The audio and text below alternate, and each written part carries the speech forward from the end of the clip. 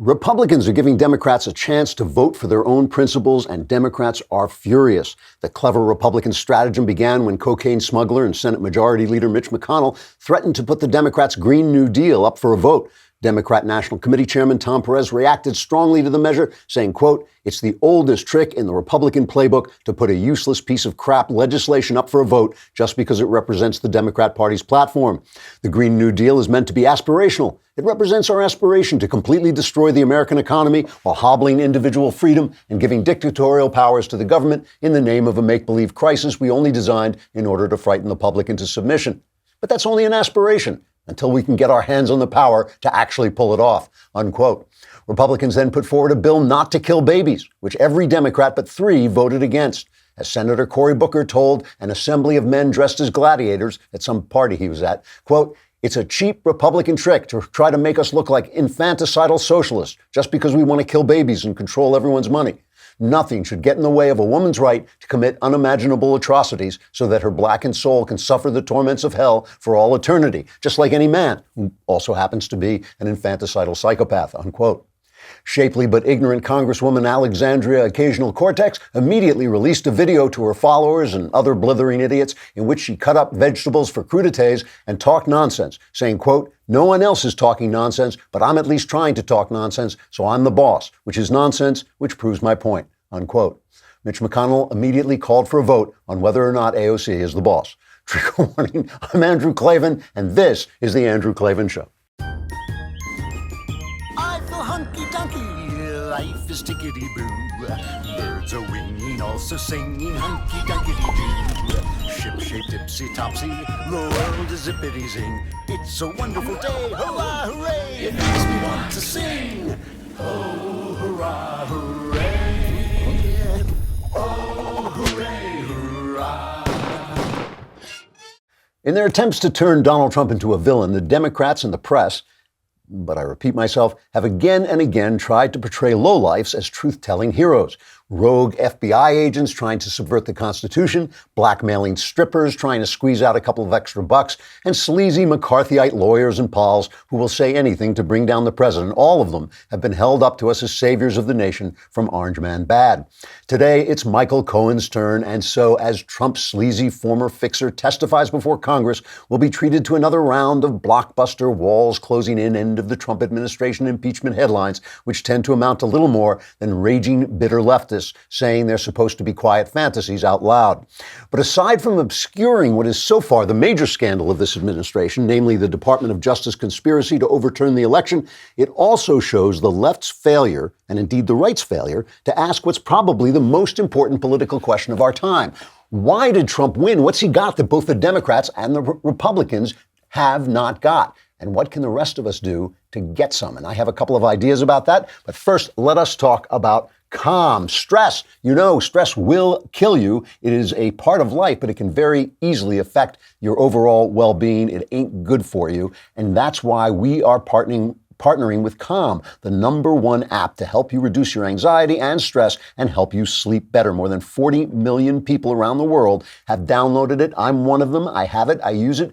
I have to tell you, it's got these sleep stories. It's got guided meditations on issues like anxiety, stress, and focus, including a brand new meditation each day. And then there are these sleep stories, which I actually use because, you know, I don't sleep. And I have to say, I only got through half of it before I did, in fact, fall asleep. I think my wife took pictures just to see what it was like. If you head to calm.com, that's calm.com/Klavan, you'll get 25% off a Calm premium subscription, which includes all these meditations and the sleep stories and even some soothing music and more. Right now, my listeners get 25% off a Calm premium subscription at calm.com, COM/Klavan. Calm.com/Klavan. Get unlimited access to all of Calm's content today at calm.com/Klavan. Get Calm. Stop stressing over, well, I know what you're stressing about. You're stressing, how do you spell Klavan? I want that discount, but how do you spell Klavan? It's Klavan. No E's in Klavan. Also, by the way, time is running out if you want to pre-order Another Kingdom, the first novel in the trilogy, at anotherkingdombook.com, anotherkingdombook.com. You will get all this free stuff, including pictures for your phone, a map of the territory of Another Kingdom, and a prequel that I wrote myself. Go to blackmailingbook.com. The book is published March 5th, I think is its pub date. So you want to do it now and pre-order the book. It's also helpful to me if you're going to buy the book. I appreciate it. It moves the needle up on Amazon, which I really do appreciate, and it's helpful. So thank you. So also we got the mailbag coming up. I was ready for that. Michael Cohen is testifying before Congress.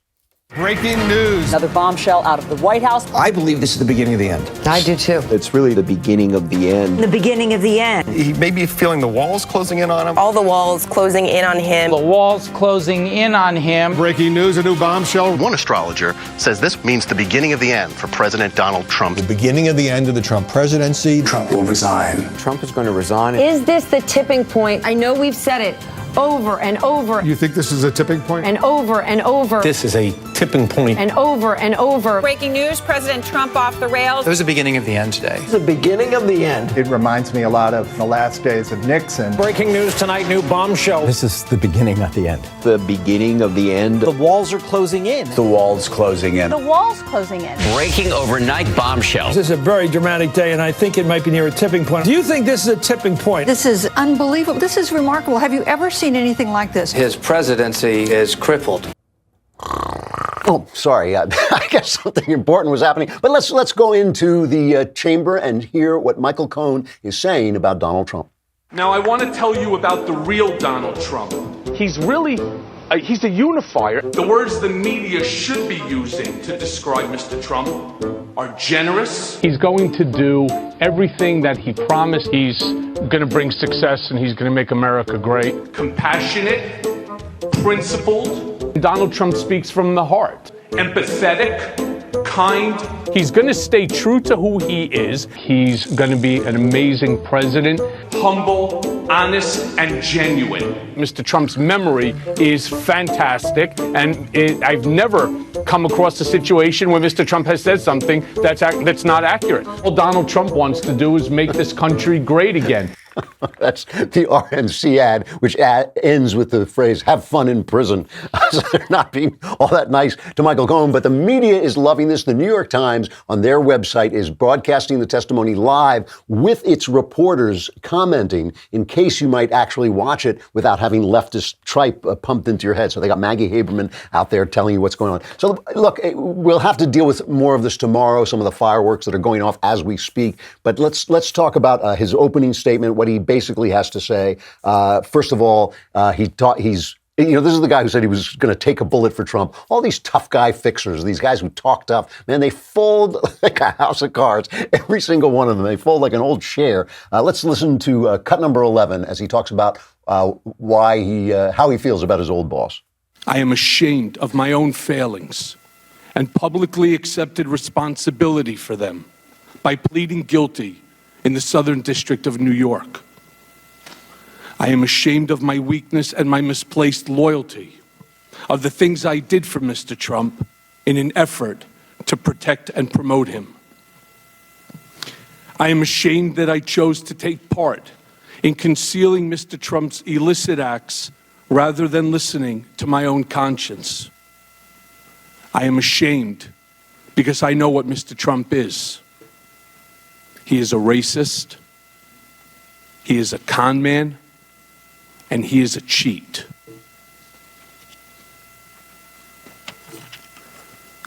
He was a presidential candidate who knew that Roger Stone was talking with Julian Assange about a WikiLeaks drop on Democratic National Committee emails.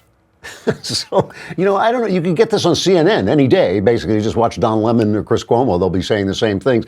But the point is here is almost nothing new. He doesn't like Trump now. He says he's a racist. He says that he paid off Stormy Daniels, that he paid him back. He paid Cohen back for paying off Stormy Daniels to keep her quiet, which is at worst, and he's bringing the check, he's bringing the canceled check, which is at worst a campaign finance violation, normally goes along with a fine or something like that, a slap on the wrist. All of this, nothing to say about the fact that it's uncomfortable that the president of the United States has all this sleazy stuff going on like Bill Clinton did. It's the same kind of thing. And, that's too bad. I don't think it's illegal for him to have a Moscow deal going on. It's certainly illegal to lie about it in front of Congress. And here's what he says about this. This is cut 12. I lied to Congress when Mr. Trump stopped negotiating the Moscow Tower project in Russia. I stated that we stopped negotiating in January of 2016. That was false. Our negotiations continued for months later during the campaign. Mr. Trump did not directly tell me to lie to Congress. That's not how he operates.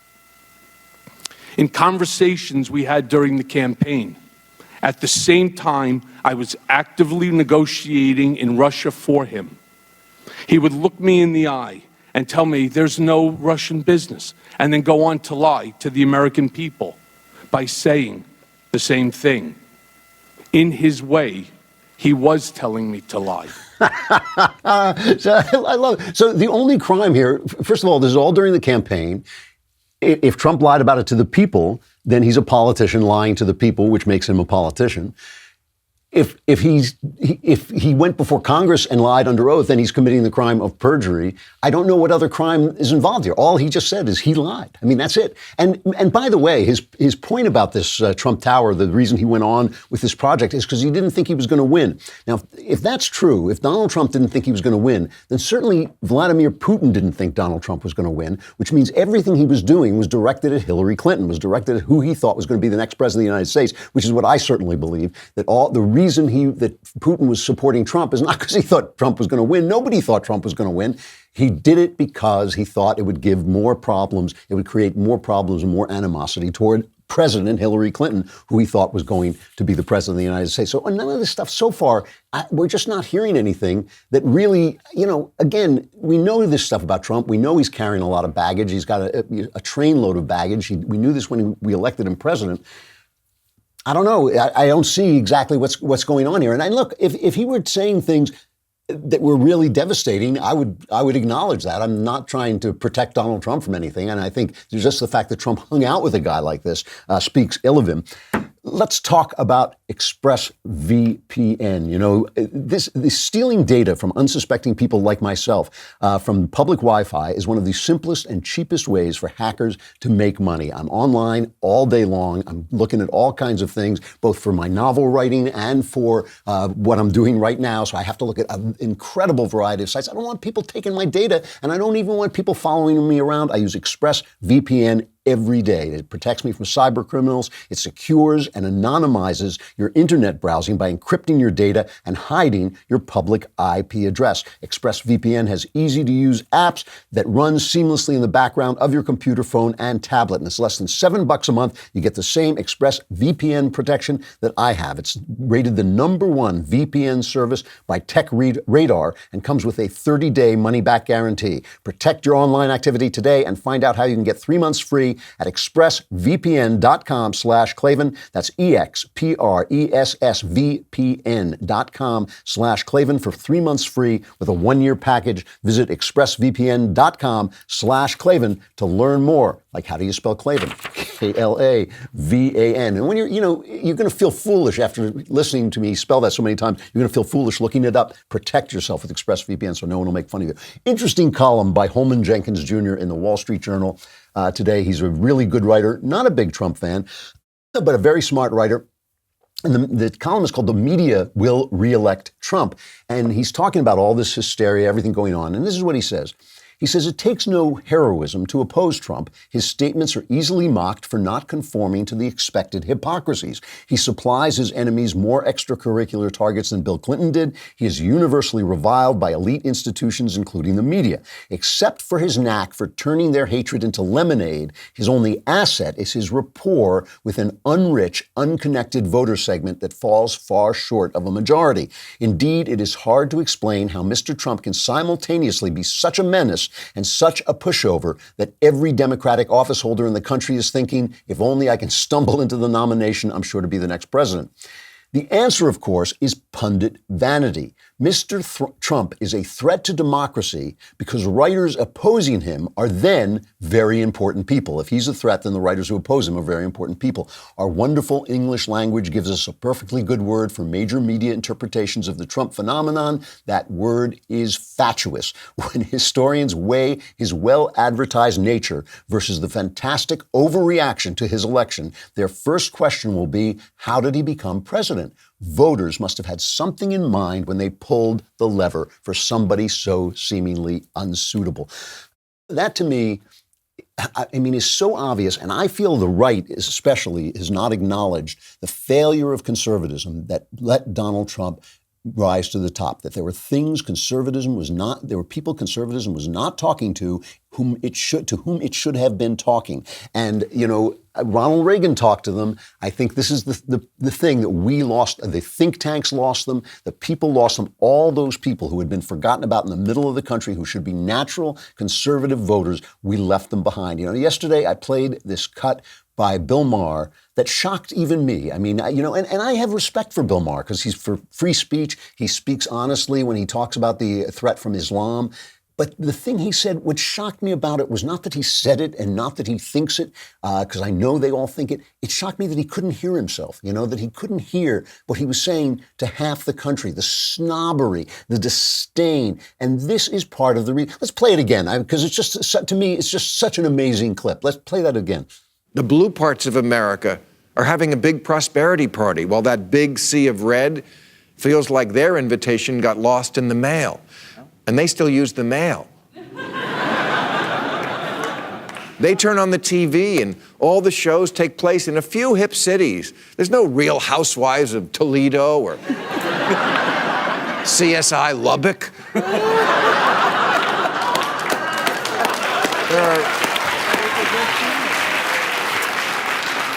There are no red carpets in Wyoming, and no one ever asks you, who are you wearing? Because the answer is always Target. There are two Americas, and it seems like one is where all the cool jobs are, where people drive Teslas and eat artisanal ice cream.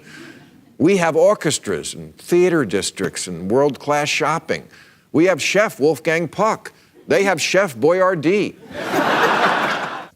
Just the dripping disdain for his fellow Americans, for ordinary people who go about living, who should be part of his audience, who should be the people he's talking to, but he's not. And he represents Hollywood. He represents the press. He represents the New York Times, CNN, ABC, NBC. All of those people are represented by what he said. He is speaking for all of them. You can't make that mistake.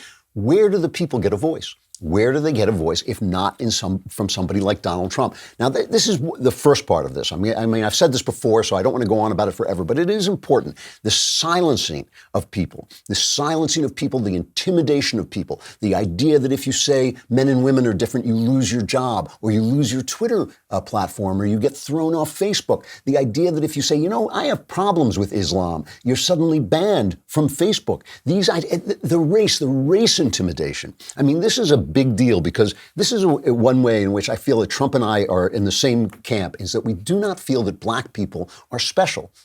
We feel that they're just like ordinary everybody else people, and that's a radical opinion now. That's a radical opinion. You have people who don't like black people. You do have some bigots left, but you also have these people who think there's some special thing that must be done for blacks. And I don't agree. I think when you treat people specially because of their race, you harm them. I think that the Native Americans are the perfect example. When you see what is going on their reservations, you think, why do they have reservations? Why not just make them American citizens and let them suffer with the rest of us, give them ordinary problems. All that intimidation, all that silence, what Trump is meant to break through, but it's more than that. And this is the major failure on the right. It is a question of meaning. We are suffering a meaning crisis in this country. We are suffering a crisis of loss of meaning. That's why people are taking opioids. It's not for pain killing. It's because of a crisis of meaning. And it may well be that the meaning, that there's more of a feeling that things are going well in the cities, like Bill Maher says. But why is that? It's because Obama and everybody before Obama, including conservatives, abandoned those people saying, oh, well, you know, the economy is going to be so good, free trade, global trade is going to make the economy so good that, yeah, you will lose your job, but a child in Sumatra will be allowed to make my telephone for 5 cents an hour. And so that's going to make everybody richer, and we'll give you some of it. We'll give you a guaranteed income. Go away and die of opioids. You know, that's a meaning crisis. That's a crisis of people saying, we're the future. We in the cities, we're the future. We in New York, we're the future. You're the past, die. You're the past, die. You say that to 64 million people, you're going to hear from them. You know, you're going to hear from them. They're still there, and they've got to vote. And I think there's so many people who are hungry for this meaning. Conservatives tend to say that your meaning should come from yourself, should come from your religion, should come from your family, should come from your community. Absolutely true. All of that is absolutely true. But government also supplies meaning because people see meaning in their leadership. They turn to leaders for meaning, and there's nothing you can do about that. Clinton was right when he quoted Proverbs, without vision, the people perish. If the leaders don't have vision, it doesn't matter. It doesn't matter that you think the president, that you as a conservative, a thoughtful conservative, you don't think the president should be important. You think he should be Calvin Coolidge, a small guy. Ultimately, in a world with television in it, in a world where we can all see the government every day and where they're going to be reporting on it every day, those people are going to be figureheads. Figureheads represent the country. That figurehead has to have meaning. Trump has delivered that with his Make America Great Again slogan. It's an economic slogan. It is a little bit backward looking, Make America Great Again. It is about, you know, having jobs, bringing jobs back, bringing back the economy that everybody loved because it let people rise. It was the high tide that lifted all ships. People say on the left, oh, that's bigotry because back then people were racist. I don't think that's what Trump means. I don't think that's what he's talking about. I think he means bringing back that economy where we were the engine of the world. That's a vision. That's a vision. I think we need more of a vision. I really do think we need to be talking about what the future is going to be like, about what technology is going to be doing. It is amazing to me. It is amazing to me that when we talk about technology, we only talk about fear. We never talk about hope. We never talk about, hey, how do we get to Mars? How are we going to build fortresses and cities on other planets? Those are things that when you talk about them, people laugh at you. You can't run on those things. But that's the kind of vision that we're looking for. That's the kind of meaning that people are looking for, and it ain't there. And the Democrats' vision is small. You know, I make fun of Alexandria Ocasio-Cortez because she's such a moron. She's such an ignoramus. But she is also offering a vision. She is offering a vision. It's a stupid vision. It's a small vision. It's an envious vision, but it is a vision. And that, you know, let's play this clip. This is just 2 cuts of her we put together just to show you what's at the core of her vision. Maybe we shouldn't be eating a hamburger for breakfast, lunch, and dinner. Like, let's keep it real. Slow down. It really comes down to the question of, isn't 10 million enough? Like, when does it stop? Yeah, when it's too much, right? too much. Like, at what point is it immoral that we're building Jeff Bezos a helipad when we have the most amount of homeless people in New York City? Some of those homeless people might have gotten a job at Amazon if it weren't for people like her. But listen to the smallness, the envy. You shouldn't be eating a hamburger. I'm here. You're a congresswoman. She's a minor congresswoman. I'm here to tell you what you should be eating. I'm here to tell you how much money you have. Now listen, you should have. Now listen to Ronald Reagan's farewell speech and listen to the vision he put forward. Ours was the first revolution in the history of mankind that truly reversed the course of government, and with 3 little words: we the people. We the people tell the government what to do. It doesn't tell us. We the people are the driver. The government is the car, and we decide where it should go and by what route and how fast. Almost all the world's constitutions are documents in which governments tell the people what their privileges are. Our Constitution is a document in which we, the people, tell the government what it is allowed to do. We, the people, are free. This belief has been the underlying basis for everything I've tried to do these past 8 years. So, you know, that too is a vision. It's a vision that never dies. It's a vision that is eternal, our freedom. But it's also, it's something that in this new age, we are going to have to adapt that vision to technology, to the robots that are coming, to all the things that are making it more difficult for people to have jobs. It is not going to be enough to tell them, oh, we'll give you a guaranteed income, go take your opioids. That ain't going to happen. How are we going to mobilize these people? This is what conservatives should be talking about and thinking about. How are we going to give these people a purpose in life, in their work, because it's only work that does that. And by the way, it's not about money. It's not about money. I think about this all the time when feminists say things like, oh, if a homemaker was actually paid for the work she did, she'd make, $100,000. No, she wouldn't. The actual physical labor that a homemaker does probably wouldn't cost you that much if you hired somebody to do it. But what she does is priceless. What she does has a value that money just simply cannot cover. I mean, that is why people rise up, children rise up and call their mothers blessed. That's why husbands adore their wives and respect their wives, because they know they bring things into their life that you can't pay for. That, and that's meaning too. It's not about just the money. It's not about the jobs. It's about the meaning that gives people. And even if you're sweeping the streets, even if you have a menial job, that can have meaning if you feel you're part of something bigger, part of a country that's moving forward, that's moving into the 21st century with a vision. That vision is on the left, the vision is small, mean, backward, retrograde, and controlling. On the right, I feel that it has abandoned so many of those people to whom Trump speaks, and we need them. We need to bring them with us. They are a major, major part of America. And that's why Trump has won. And I don't think the right or the left is really thinking about it in the way they should. All right, we got the mailbag coming up. I got to say goodbye. Stop. I can't take it.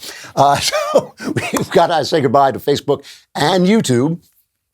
Come on over to dailywire.com and subscribe.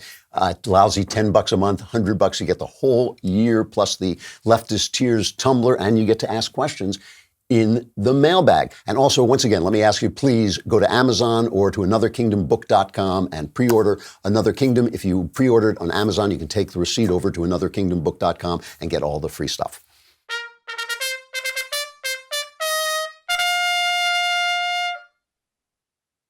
All right, the mailbag. From Spencer, pardon me. Oh, Klavan of the not so sorrowful countenance. That's a Don Quixote reference. What path do you see the Republican Party taking after Donald Trump leaves the political stage? I actually just answered this. Will the party return to the traditional Buckley-Reaganite form of conservatism that it embraced for so many years, or will Trump's amorphous brand of populism continue to define Republican politics after he's gone? I really did just answer this. Last night, I saw Orrin Cass at a Manhattan Institute dinner. He was talking about jobs. I asked them the question, when you start to think about protecting jobs, how do you avoid Ludditism? How do you avoid attacking the technology that makes life better for everybody, even if it puts certain people out of work? I wasn't satisfied with Orrin's answer. He's a really smart guy. His vision is important. His book, the Once and Future Worker, which I haven't read yet, but I've read an article based on his article based on it, and I will read it.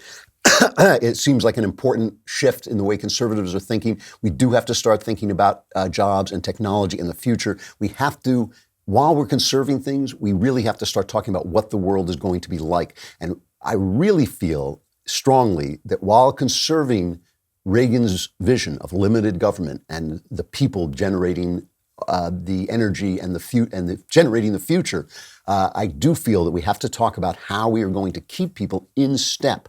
This whole learn to code meme just simply is not going to work. It's not. You cannot say to a factory worker, learn to code or become a yoga instructor or whatever the hell it is. You have to find ways for people to make stuff. I've been saying this. It's really interesting. I've been saying this for a long, long time, that an economy that's just based on consuming and service is ultimately not an economy at all. Somewhere along the line, you got to make stuff. And I think it's important that we train people to make things in the future. And I think it's going to take a revision of our entire educational system, which the left has ruined anyway. From Michael, first off, I enjoy watching your show each day. I came to the Daily Wire for Shapiro and stayed for your creative introductions. I have a quandary. I am extremely conservative, and I have been dating a woman who is liberal for almost 2 years. On most issues, we can respect each other's point of view, but we clash when it comes to abortion. She cares more about animals, even fish, than unborn children. I do not know if I will ever be able to convince her to become pro-life.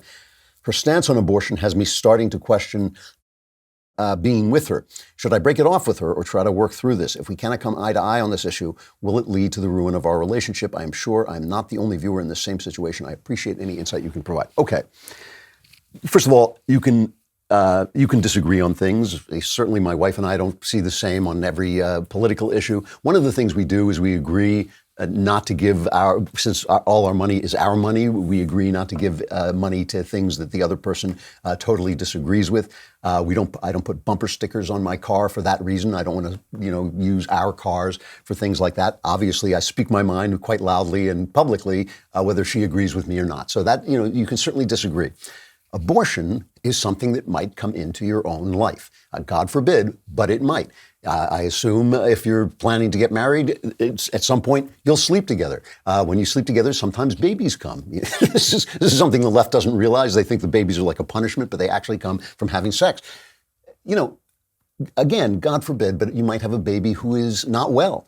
You might have a baby by accident that your wife or girlfriend doesn't want. What is going to happen then? And that is something you have to discuss now, because this is not a question of giving money. This is not a question of supporting things. This is a question of a true difference in values. You cannot bridge that gap. You cannot bridge that gap. If she says to you, look, I'm going to abort any kid that I don't want because I care more about my fish, that's a real possibility, and you don't want that possibility coming up. You do not. You do not want that to be a thing in your life, because there's no way past it. So yeah, in that case, I think you really, you're probably right. You're never going to convince her to change her mind, but this is something that could come up, and that's what you have to discuss. What you have to discuss is what would happen if, and if you can't get an answer there, I think you got to move on, pal. I think it's like that's something that would just be too tragic to deal with at the time. Another question about this subject, regarding the Senate vote about protecting infants born after an abortion attempt, do you think the senators who voted against it are evil, or are they just brainwashed? I've talked about this too. I mean, as I've said about George Washington was a great man and a good man. He not only held slaves, he hunted them down. He had them hunted down when they escaped. This is the icon of liberty. Couldn't understand why they'd want to be free when he treated them so well. Ideas can be evil. Ideas can be wrong and lead you down psychopathic paths. I think that's happened in this country. I think abortion is a psychopathic idea, and that very good people believe in. It's the climate of opinion, the atmosphere that you're in is so powerful. My entire life is a story. If you read my memoir, The Great Good Thing, it's a story of someone traveling out of a climate of opinion into what I believe to be the truth of Christianity. That's a long journey. I'm a smart guy, but it took me, 50 years basically to do it. It's very, very hard to do. You are born into a climate of opinion. You're surrounded by a climate of opinion. You don't even know you're breathing the air. So no, they're not evil. Some of them are good people. They are doing an evil thing in the grip of a psychopathic idea. And I think you have to look at it that way, because if you don't, you look back at history and you think everybody was evil, and that's just not the case. From Daryl to the old crank at the Daily Wire. That is one of my titles, yes. A while back on your show, I thank Vanity Fair for that. A while back on your show, you mentioned that you were not happy with how one missed call ended up compared with your original draft. How much was changed and why? Side note, I bought the DVD for my brother a few years ago and immediately rushed to check if it was really you who wrote the screenplay. Love the show, God bless. What's interesting about the screenplay is it wasn't changed all that much. It was just the vision and the way it was shot. The problem for me with One Missed Call, which did very well, by the way, it was actually a hit and made a lot of money, but it got such terrible reviews. As I say, I think it's got a 0% still on Rotten Tomatoes, which I feel is underrating it a little bit. But what happened was everybody made a different movie.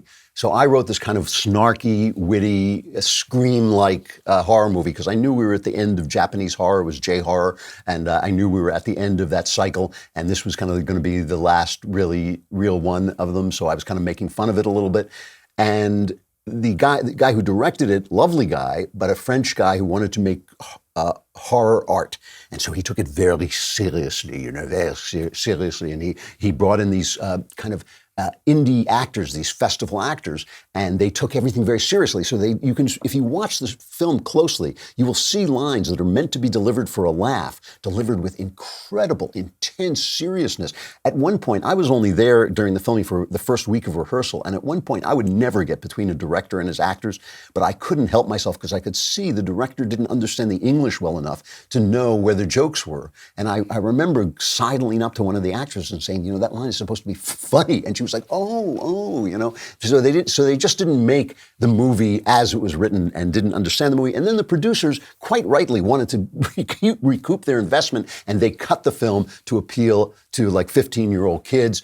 And so that was a different cut. And so it was all these people kind of going off in different directions. The producers did get a success out of it, and that was good for it. But I think they were kind of embarrassed by the film when it got hit so badly. I was a little embarrassed myself. It was not.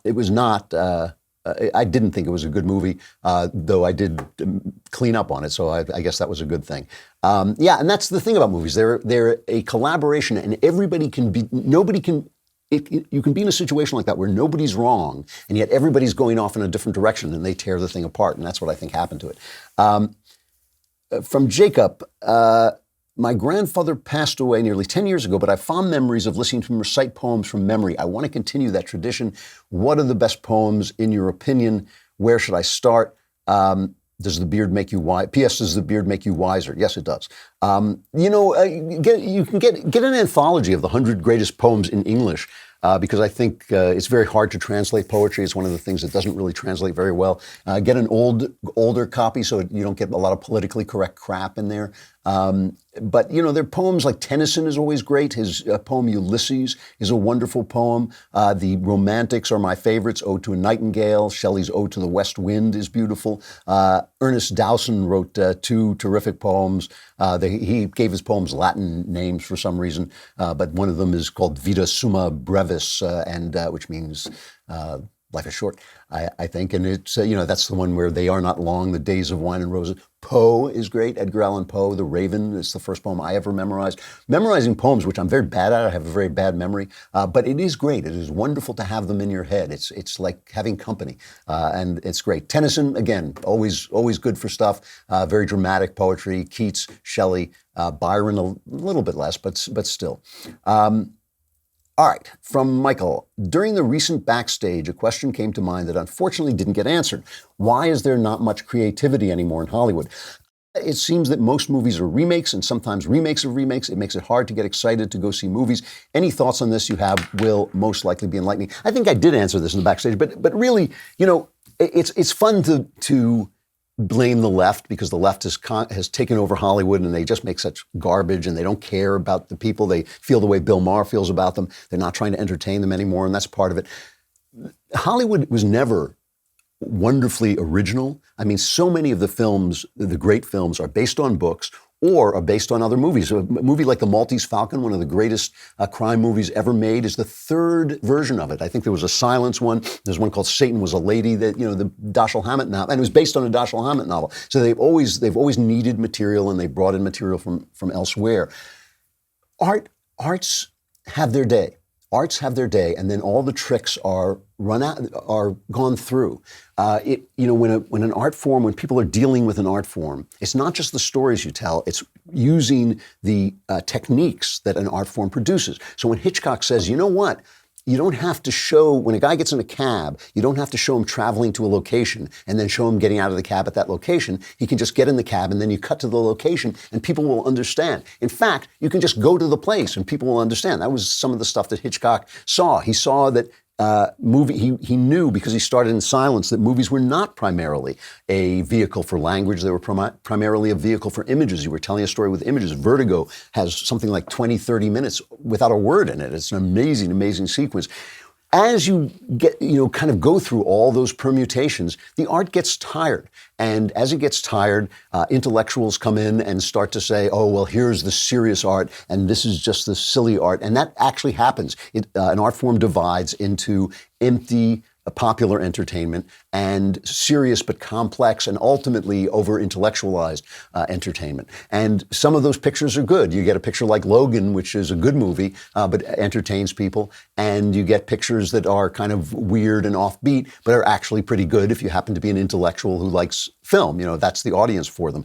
But that moment when we were talking about it backstage, like 1939, when every movie nominated for an Oscar is a classic and a box office hit, that is when an art is at its prime. It usually happens pretty early on in its technique. I think it's happening to TV. It's kind of trailing off in TV, and it'll happen again. It happened in video games for a while when they were just kind of exploding as people were experimenting with the art form and learning how to tell stories with it and telling stories that people love before the intellectuals arrive. Art is always like running away from the intellectuals. The intellectuals, once they catch up to it, they kill it. They think it to death, and they kill it, and people start to appeal to them. But also they just die naturally. And that's what I think has happened to the movies. They'll still be good movies. They're still good plays. The theater has been dead for centuries, but there's still good plays made, still classic plays.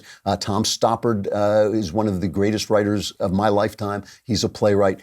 So there'll still be great movies, but basically the art form is over for now. It may be reinvented by another culture or another permutation of our culture, but for now, the movies are a moribund art form. Hey, Klavan, what kind of an address is that to the Emperor of the Multiverse? I am mailing you because I'm seeking religious advice. I am a high school senior and I came to Christ in 7th grade. My life is so great, being I have my dream job in marketing, that I am feeling myself not being dependent on God. I see, things are going so well that you feel separated from God. I've just recently turned 18 and I want to go into adulthood an even better Christian. I feel that what I want and what is right in God's eyes are not lining up. Could you offer any advice to anyone who wants to become a better Christian and live their life for God? Love your show and your book, The Great Good Thing. Thank you for all you do. You know, you shouldn't feel bad about doing, you are God's path to Him. You yourself are God's path to Him. Your desires, rightly understood, your desires are the salience of your personality. They're where your personality stick out into the world, the things you want. Now, obviously, we have our souls are broken, our desires are broken. So you have to understand your desires as they're supposed to be, not always as you feel them, right? You're not, you may think, you may want to really succeed, and that may translate into envy of other people who are successful. You may want to tear them down. That's not the way your desire was meant to be. Your desire is meant to be kind of like a flower growing up toward the sun being God. You should not feel bad that things go well. You should feel grateful. When you feel grateful, that will connect you. That is a way to connect to God too. Too many people think of God as this kind of stern, guy threatening you. If you go off the path, man, I am going to...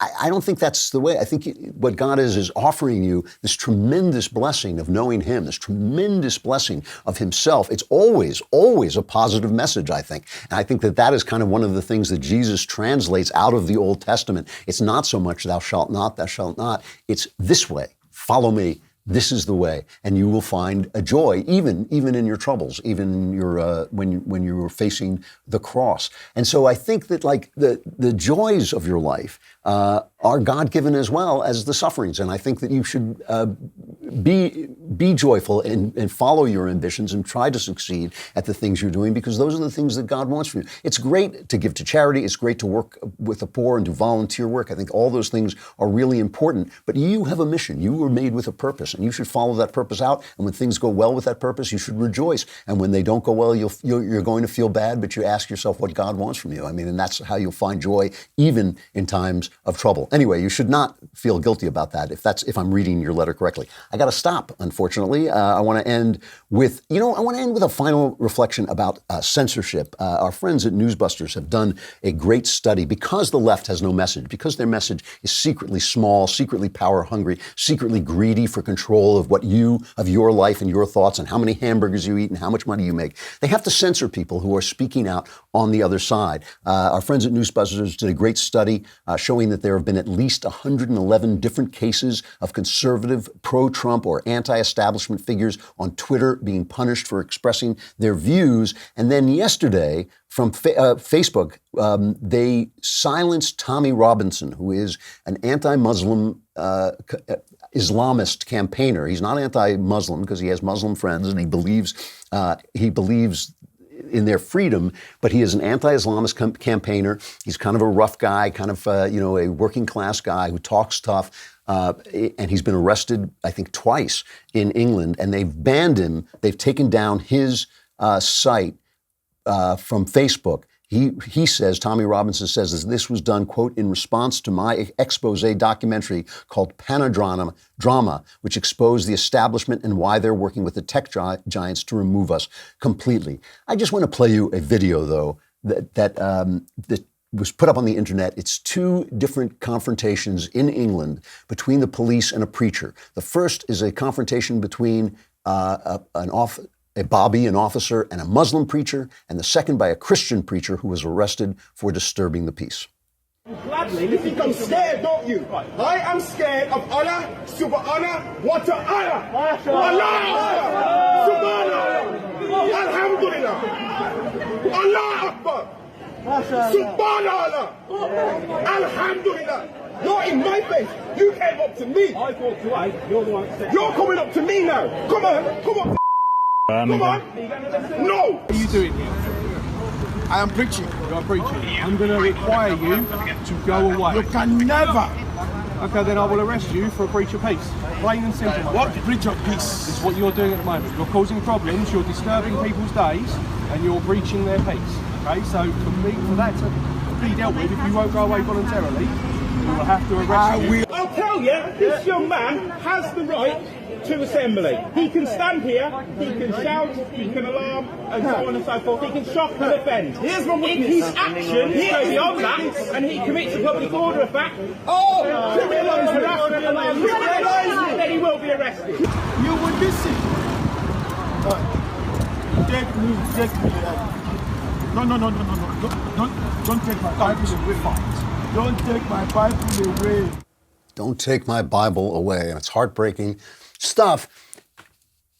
This is not tolerance. This is anti-Western prejudice. When you shut down Tommy Robinson is talking about ideas. He says it's because he was showing that they're censoring him, and they censored him for censoring him. But they say it's because he's anti-Muslim. He is.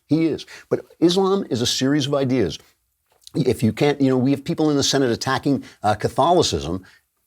You can attack Islam and not be a bad person. I mean, these are ideas that they have to defend. It's not up to you to love everything they say or anything they say. There are religions are belief systems, and you can attack them.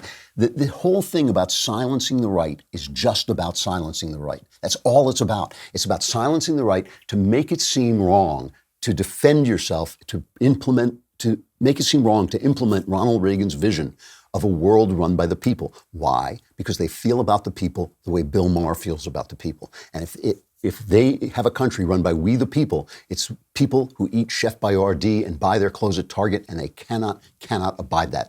I really think Facebook has to be legislated. I think Twitter has to be legislated to stop them from doing this. It's not right. It goes against their brief. It goes against their brief as platforms. They're acting as publishers, and if they're going to be publishers, then I think all of us should be able to sue them for the things that are said about us on their platforms. I think really this is something Congress has to deal with. It should not be allowed. All right, we'll be back for the last day of the Klavan week before the Klavanless weekend. You want to be there to suck up all that Klavan-y goodness as you go into the Klavanless weekend. I'm Andrew Klavan. This is The Andrew Klavan Show.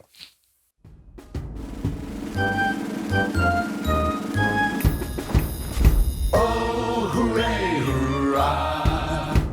The Andrew Klavan Show is produced by Robert Sterling. Executive producer, Jeremy Boring. Senior producer, Jonathan Hay. Our supervising producer is Mathis Glover, and our technical producer is Austin Stevens. Edited by Adam Sayevitz. Audio is mixed by Mike Cormina. Hair and makeup is by Jesua Alvera. And our animations are by Cynthia Angulo. Production assistant, Nick Sheehan. The Andrew Klavan Show is a Daily Wire production. Copyright Daily Wire 2019.